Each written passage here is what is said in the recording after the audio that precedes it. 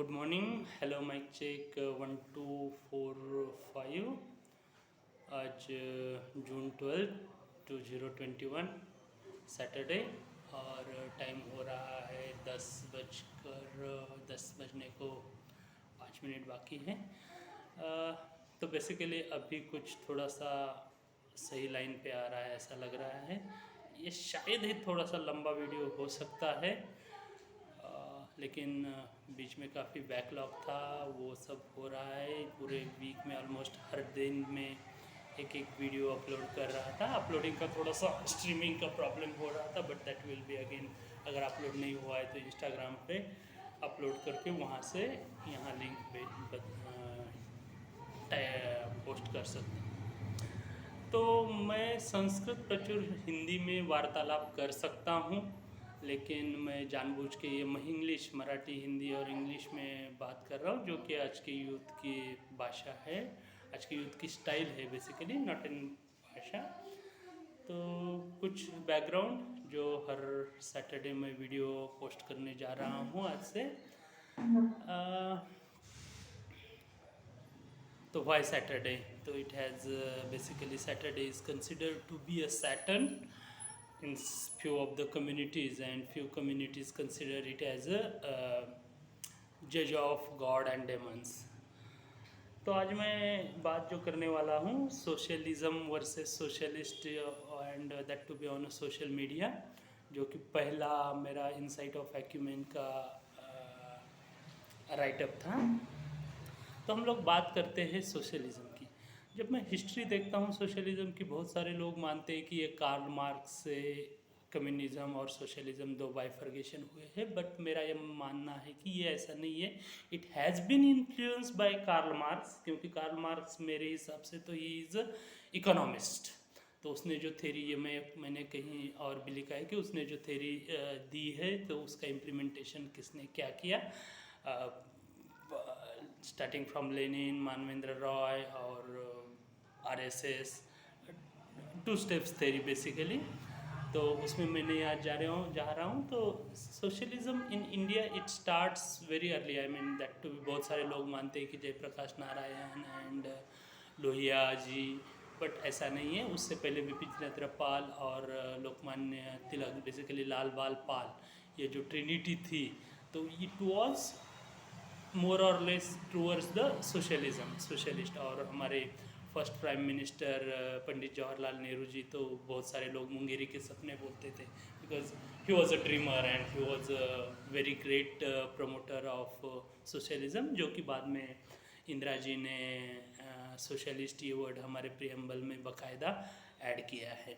तो ये socialism in India की स्टोरी है। बिपिन चंद्र पाल, लोकमान्य तिलक, फिर आचार्य कृपलानी जी, और एक मैं नाम बहुत यहाँ पे ट्रेस दे के ले लूँगा, अरुण आसफ अली, फिर उसके बाद एस एम जोशी जी, फिर बाद में संयुक्त महाराष्ट्र एक्टिविस्ट भी रह चुके हैं, जिन्होंने उनके लिए बहुत बड़ा काम किया। बाद में उनका वो प्रजा सोशलिस्ट पार्टी वो पक्ष, और फिर वो एक ब्रांच आगे भी चल के आ जाती है कि एस कांग्रेस, जो यशवंतराव चौहान और प्रोमिनेंट लीडर ऑफ महाराष्ट्र जो उन्होंने किया, और बाद में है NSSCP। ये हो गई एक ब्रांच। दूसरी ब्रांच है फिर वहाँ से जयप्रकाश नारायण, लोहिया, फिर समाजवादी पार्टी, फिर RJD, फिर JDU, और फिर वो सब। तो अगर किसी को इसके बारे में अदर इन्फॉर्मेशन है और ऑथेंटिक है तो मुझे बता दीजिए। तो the problem with a socialist की कैपिटलिस्ट उसे कहते हैं कि कम्युनिस्ट कहते हैं एजेंट या बुर्जुआ, और basically it is more related to the pragmatism. ये सिंपल वर्ड में कम्युनिज्म और सोशलिज्म में डिफरेंस यहाँ बताने जा रहा हूँ कि अगर ज़मीन कम्युनिज्म की है कि सब सेम है, सब resources our own by government या अथॉरिटी, जो भी रूलिंग अथॉरिटी है वो कभी भी ले सकते हैं जो चाहिए, या अगर रास्ता यहाँ से बनाना है तो किसी का घर है, किसी का मकान है, कोई देखता नहीं है और ले सकता है। और सोशलिज्म की बात क्या कहती है कि जो हमारे एक आर्टिकल में भी है कॉन्स्टिट्यूशन के कि फेयर कंपेंसेशन के बिना किसी की भी प्रॉपर्टी या किसी की भी ज़मीन नहीं ले सकते हैं, and that to be a very needful and extreme condition. ऐसा नहीं है कि अगर अल्टरनेटिव है, जो कि बात मतलब लैंड डेवलपमेंट लॉ में भी है कि इफ़ देर इज़ कोई किसी ने प्लान दे दिया है डेवलपमेंट नगर रचनाकार ने और वहाँ पे किसी ने ऑब्जेक्शन दे दिया और अल्टरनेटिव बता दिया, तो दैट अल्टरनेटिव दो suggestion has to be considered by that officer, and if it is the extreme there are no other way and that then it has been taken then that to be with a fair compensation। तो इसमें मैं ज़्यादा बात नहीं कर पाऊँगा कि बहुत सारे लोग गूगल सर्च करके ये देख सकते हैं। तो आज जो है कम्युनिज़म, सोशलिज़म, प्रैग्मेटिज़म एंड कैपिटलिज्म, तो आप लोगों को तो ये ब्रीफ में डिफरेंस पता चल रहे होंगे। तो ये हो गया socialism, and that to be again Indian socialism, that is I brand, that is it is our style. जहाँ पे इंदिरा जी ने बताया गया है कि it is just not a nationalisation of a bank but it is a Indian socialism. तो that वो तो अलग ही मतलब है। तो इसे ना कोई कैपिटलिस्ट के सेल में या किसी ऐसे इसमें हम लोग बांध नहीं सकते हैं। तो socialism is with promoting fair competition. तो फेयर कंपटीशन की यहाँ पे मैं बात करने जा रहा हूँ कि जो कि आज के बहुत सारे सो कॉल्ड हाई कॉरपोरेट जो है उन्होंने भी ये सोशलिज्म का फ़ायदा ले लिया है, that to be with a positive side of licence raj. जो लाइसेंस राज थे जिससे बाकी के कंपनीज़ को इंडिया में मना कर दिया था या उनको लिमिटेशन रख दिए थे कि सो दैट कि यहाँ के कंपनीज़ ग्रो हो जाए, उनको फ़ायदा हो जाए। उसके लाइसेंस राइट्स की निगेटिव साइड, खैर वो तो ज़माना था 70s या 60s का, तो निगेटिव साइड इफ़ेक्ट भी है।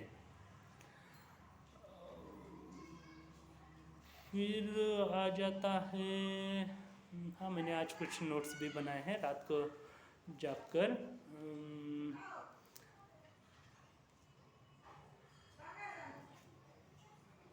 हाँ, तो यहाँ पे जो बताने वाला था कि स्वर्गीय जॉर्ज फर्नांडिस ने एक ही झटके में सब कंपनियों को बाहर रखा था, जहाँ से IBM भी नहीं छूटी थी, और फिर IBM का वो सब बिजनेस यहाँ की कंपनी ने ले लिया किया और IT बूम पूना में शुरू हो गया था। बहुत सारे दोस्त मुझे पूछते थे कि पूना में IT कल्चर इतना बूम क्यों हो गया, तो उस टाइम पे मैंने बताया था कि it is not just IT, कि बाकी अदर इंडस्ट्रीज थे उसके लिए जो उनका पेमेंट जो टाइम ऑफिस जो ये था उसका अल्गोरिदम या उसका कंप्यूटेशन होने के बाद वो IT बूम हो गया कि जस्ट ऐसे ही उठाया नहीं। बाद में तो पूना में तो IT के ऊपर जो सेकेंडरी बिजनेस थे जैसे कि कैब सर्विस, होटलिंग, फिर PG रेसिडेंशियल रेंटिंग, ये सब, तो ऐसे इंटरडिपेंडेंसी है। तो इंडिपेंडेंस आदमी वही कहा जाता है जिसे इंटरडिपेंडेंसी पता होनी चाहिए। तो रिसेंटली कहीं पे भी पढ़ा था कि आजकल के बच्चे या यूथ, बच्चे ही बोल सकता हूँ क्योंकि खुद को जो आदमी कह सकता है अभी तो मैं जवान हूँ, तो उसके सामने यूथ तो बच्चे ही लगते हैं। और एक ट्वीट में तो मैंने ऑलरेडी बताया था कि youths are not navy to become a old, जो कि आज के इंडिया के यूथ में, इंटरनेशनल यूथ बेसिकली जो पेशेंस है वो शायद ही किसी जनरेशन में मैंने देखा है आजकल।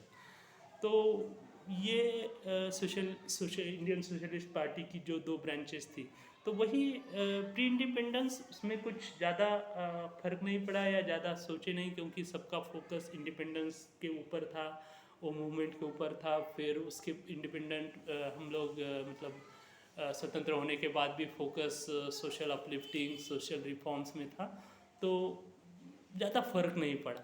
लेकिन जब 70s में आ गई तो 70s में थोड़ा सा कॉन्फ्लिक्ट होने लगी, और फिर वो समग्र क्रांति, फिर second Gandhi and movement and all this thing, वो तो फिर थर्ड फोर्थ कितने मूवमेंट हो गए उसके ऊपर तो कोई पता ही नहीं चला।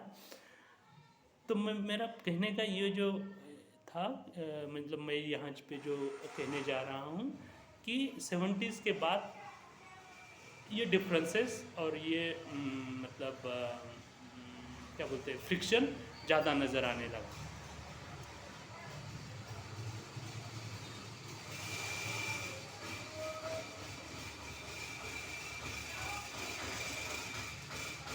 तो यहाँ पे रुकूँ या बहुत कुछ बोलने के लिए? हाँ, तो बेसिकली कुछ फ्यूचर पार्ट्स भी मैं बताने जा रहा हूँ।